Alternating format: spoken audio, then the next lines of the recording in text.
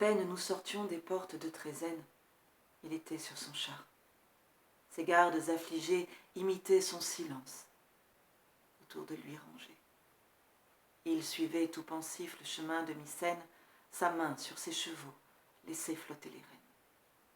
Ces superbes coursiers, qu'on voyait autrefois pleins d'une ardeur si noble obéir à sa voix, l'œil morne maintenant et la tête baissée, semblaient se conformer à sa triste pensée.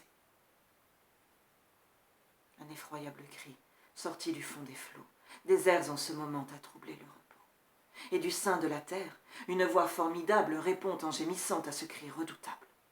Jusqu'au fond de nos cœurs, notre sang s'est glacé. Des coursiers attentifs, le crin s'est hérissé. Cependant, sur le dos de la plaine liquide, s'élève à gros bouillons une montagne humide. L'onde approche, se brise, et vomit à nos yeux parmi des flots d'écume un monstre furieux. Son front large est armé de cornes menaçantes, tout son corps est couvert d'écailles jaunissantes.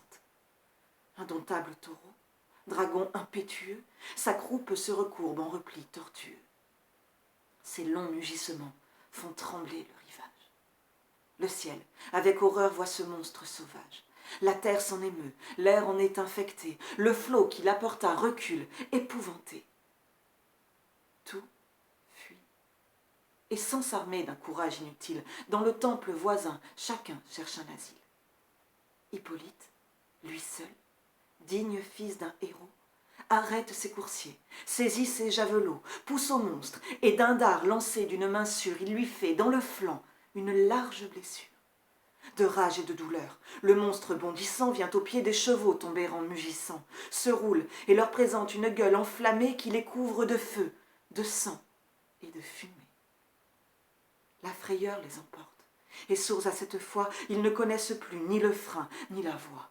En efforts impuissants, leur maître se consume, ils rougissent le mort d'une sanglante écume. On dit qu'on a vu même, en ce désordre affreux, un dieu qui, d'aiguillon, pressait leurs flancs poudreux. À travers des rochers, la peur les précipite. Les cieux crient et se rompent. L'intrépide Hippolyte voit voler en éclats tout son char fracassé.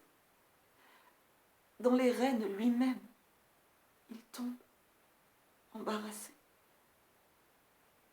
Excusez ma douleur. Cette image cruelle sera pour moi de pleurs une source éternelle.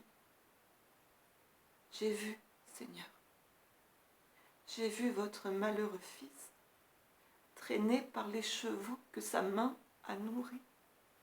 Il veut les rappeler et sa voix les effraie. Il court. Tout son corps n'est bientôt qu'une plaie. De nos cris douloureux, la plaine retentit. Leur fougue impétueuse enfin se ralentit. Ils s'arrêtent, non loin de ces tombeaux antiques où des rois, ses aïeux, sont les froides reliques. J'y cours en soupirant, et sa garde me suit. De son généreux sang, la trace nous conduit. Les rochers en sont teints. Les ronces dégoûtantes portent de ses cheveux les dépouilles sanglantes. J'arrive, je l'appelle, et me tendant la main, il ouvre un œil mourant qu'il referme soudain. Le ciel, dit-il, m'arrache une innocente vie.